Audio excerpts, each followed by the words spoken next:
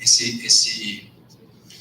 visão, né, que nós estamos entendendo, as visões do judaísmo messiânico, que são muitas, e da Techuvá, de uma certa forma, e para depois abordar alguns aspectos, mas só esse tema a gente poderia estar fazendo um congresso só desse tema, né, meus irmãos? Então nós vamos fazer uma pincelada para a gente ter mais ou menos uma ideia. Nós vamos ter outros temas amanhã, e esses temas de amanhã também, de uma certa forma, vão complementar bastante aquilo que nós estamos iniciando hoje.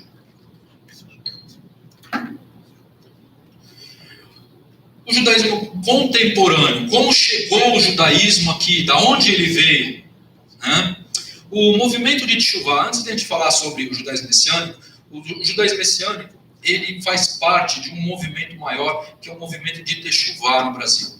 O Teshuvá, a palavra Teshuvá vem da palavra hebraica de retorno, né, ou conversão. Então nós falamos que existe um movimento de Teshuvá, não somente aqui no Brasil, como no mundo inteiro. Então, dentro do movimento de Teshuvá, nós vamos ter outros ramos judaicos, outros não tão judaicos, mas de restauração. Mas os judaicos seriam, basicamente, o judaísmo messiânico e o judaísmo nazareno. E temos outros grupos que não se encaixam, nenhum deles também não se encaixa no judaísmo, também não se encaixa no cristianismo, né?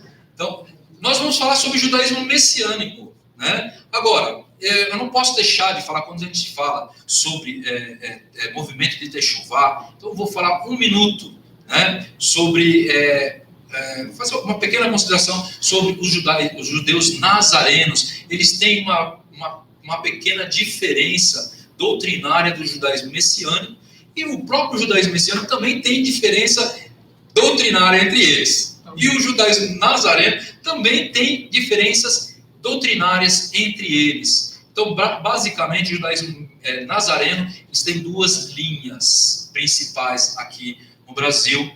E eu não posso deixar de comentar, né, amigos meus, apesar de nós termos divergências em alguns aspectos teológicos, mas não ao ponto de desconsiderá-los como irmãos, são nossos irmãos, eu creio nisso, né? Baruch Hashem. E aqui eu coloco aqui lembrando um grande líder aqui no Brasil, que é o Tzadok Ben Derech, é um amigo meu, e é uma pessoa que tem um trabalho muito bonito, muito profundo no Brasil. O Flávio Teles, né, o Rosh Ezra também, né, um trabalho, uma pessoa muito dedicada, são duas pessoas assim que têm uma profundidade nas escrituras muito, muito grande, né? Então nós vamos ter dois ramos do judaísmo nazareno. Também falo também sobre o Rosh Raziel, que é um amigo nosso aqui de São Paulo, que também é judeu nazareno. Nós vamos ter demais grupos além dos nazarenos, que faz parte do universo da Teshuvá, e são grupos, como eu falei, eles não se encaixam nem no judaísmo messiânico, nem no judaísmo nazareno, e estão em busca de restauração das raízes judaicas. Então, esses grupos, eles têm também alguns aspectos judaicos, alguns aspectos na liturgia, alguns fazem o Shema, Amidá, alguns fazem uma parte do Sidur, outros não, né? Guardam o Shabat, né? Participam de festas judaicas, mas eles não se encaixam no judaísmo, não se consideram judeus messiânicos, nem judeus nazarenos. O judaísmo messiânico, em geral, ele se divide basicamente em duas vertentes, né? A primeira vertente seria uma vertente voltada ao resgate da Torá e da identidade judaica, né? Um objetivo maior para um público judeu. E a segunda linha com um objetivo maior para os gentios, que é uma segunda linha do movimento judaico-messiânico, que é um movimento que é voltado para a restauração. Então, basicamente, eles trabalham, né, abrindo os olhos, né, dos nossos irmãos evangélicos. Eu friso de novo, os nossos irmãos evangélicos, que eu creio, sim, né, que muitos são fazem parte da aliança, estão junto conosco, Baruch Hashem, e o Eterno vai fazer revelação, vai dar revelação, essas pessoas vão trabalhar. E eu digo muito isso, nós não somos gnosticismo, né, de achar que a gente vai ser salvo por ter o conhecimento, não. Né, nós somos salvos, nós estamos na aliança, porque o Eterno teve recém de nós, teve graça. E ninguém aqui é merecedor de absolutamente nada. Fechando parênteses aqui.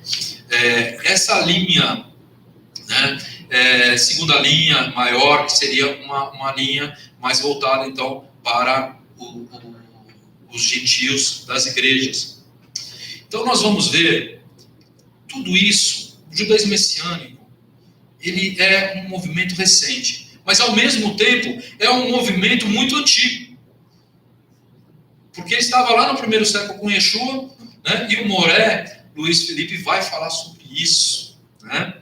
Estou ansioso para ouvir o nosso irmão falando sobre esse judaísmo lá do primeiro século. Mas tudo isso é profético. Nós vamos ver lá em um texto básico nosso, que todos nós conhecemos, que é Zacarias 8, 22, 23, que diz que no final dos tempos, 10 homens de 10 nações segurarão nos tzitzit de um judeu e dirão: me mostra o caminho. Sabemos que tu estás com o Eterno. E aqui tem um sod. Quando nós vamos analisar esse dito, vai fazer todo sentido para nós nos dias de hoje. Porque diz 10 homens de 10 nações. Quando nós falamos que 10 homens se reúnem, nós estamos falando de um minyan. Ali, e 10 de todas as nações, então nós estamos falando em minyan em todas as nações. Nós estamos falando em congregações gentílicas fazendo techuvá. Amém. E o nosso papel como judeus messiânicos não é fechar as portas para os cristãos. Não é fechar as portas. Não é ter vergonha de falar que eles são nossos irmãos, que precisam da nossa ajuda. E todo o ministério judaico-messiânico, toda a congregação, ela deve ter, sim, uma visão, independente da sua visão principal. Se for uma visão principal ligada, voltada para os judeus, ela deve, sim, abrir os olhos também, abrir as portas também para o gentio estar ali.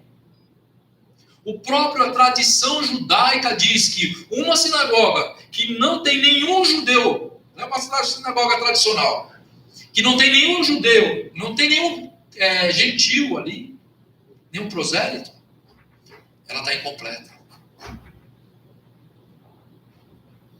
No nosso meio, nós temos que conviver em harmonia. Baruch Hashem. Isaías 49 diz, 49:6 diz, é um texto maravilhoso, eu não vou ler por causa do tempo, meus irmãos, mas diz o seguinte: o Eterno falando com o Mashiach, com Yeshua. Você acha que é pouco em estar somente, eu estou fazendo uma paráfrase, em trazer os filhos de Israel, as 10 tribos e os judeus juntos para a terra, mas também para a luz para os gentios. Yeshua veio para o mundo e nós não podemos fechar os nossos olhos por causa disso. E também nós não podemos fechar os olhos porque muitos dessa linha do judaísmo messiânico voltado para os gentios, eles fecham os olhos para os Yehudim. Eles não declaram isso abertamente. Mas um Yehudi que se conscientiza de Yeshua HaMashiach, ele quer estar num ambiente onde a sua identidade vai ser preservada. E um judaísmo messiânico, onde não existe uma preocupação em estar abrindo a possibilidade daquela família judaica criar os seus filhos, viver um judaísmo, criar os seus filhos dentro de uma linha, ela está fechando as portas para essa família.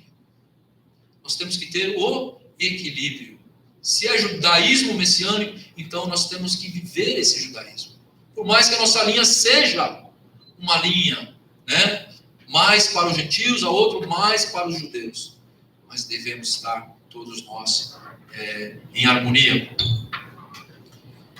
Essa primeira linha, que é voltada mais para os Yehudim, é uma linha onde iniciou o judaísmo messiânico. Como iniciou o judaísmo messiânico? Eu estou finalizando, meus irmãos. Como iniciou o judaísmo messiânico? Com a necessidade de estar trazendo para dentro da Kehilá judeus que passaram a se conscientizar que Yeshua era o Mashiach. E da onde eles vieram? Das igrejas. Todos. No início, meus irmãos, no início, um Yehudi recebia uma revelação do Eterno, que realmente Yeshua era o Mashiach, ele ia para a igreja e não se adaptava ali.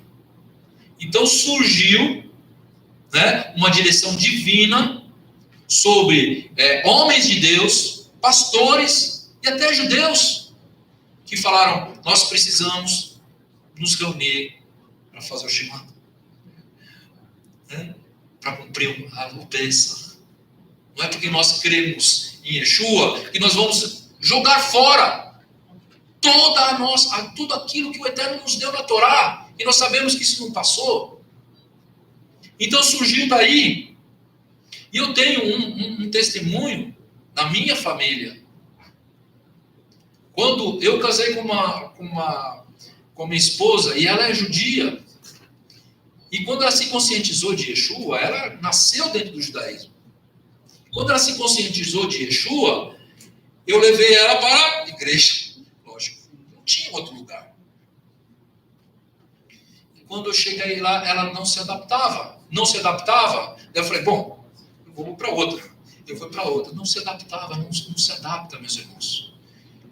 Eu não compreendia na época. Hoje eu sei. Hoje eu compreendo. Até que eu busquei um lugar onde ela iria se sentir bem, que é o judaísmo messiânico.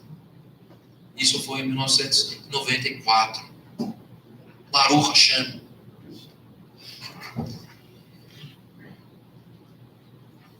Meus irmãos, finalizando aqui, que eu vou passar para meus amigos, e existe um outro aspecto muito importante, que seria a questão dos anuncim no Brasil. O Brasil é o país que existem mais anuncim. O que é anuncim? Anuncim são aqueles que são descendentes de judeus que tiveram que fazer uma conversão forçada ao catolicismo. Vieram para o Brasil como um local onde eles pudessem fugir da fogueira da Inquisição, portuguesa e espanhola. E vieram aqui, mas aqui também teve perseguição. Aqui também teve Inquisição. E eles acabaram, muitos saindo, muitos vieram com os holandeses, outros ficaram no Brasil e se misturaram. E hoje nós vamos ter um contingente de judeus, de anuncim, muito grande. O número de anuncim no Brasil é superior a qualquer outro país do mundo. E essas pessoas estão começando a retornar à sua judaicidade por uma questão profética, meus irmãos. A pessoa fala: puxa vida, eu escutei uma música hebraica, sabe, eu estou chorando, né? Alguma coisa que toca dentro dele, faz sentido para ele. E quando vai fazer uma análise da sua família, ele vai ver que existem costumes judaicos na sua família. Os sobrenomes, nós vamos ver: Silva, Oliveira, Pereira, Andrade, que eu me encaixo com Andrade. Meus irmãos, finalizando, o judaísmo messiânico é um movimento que veio do Eterno para o final dos tempos. Para o final dos tempos. E nós temos dificuldades hoje, tanto do lado judaico, que não existe um reconhecimento do lado judaico, nem para os anusim.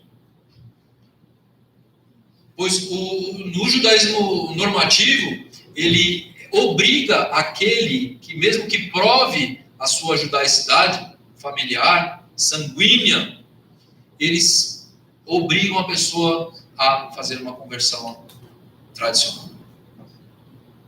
Negar Yeshua, inclusive. E, por um outro lado, nós vamos ter a incompreensão da igreja cristã, muitas vezes, apesar que muitas estão começando a abrir as suas portas, muitas estão começando a abrir os olhos, porque é uma questão do próprio Eterno. Começando a abrir a mente para a festa judaica, para o Shabat,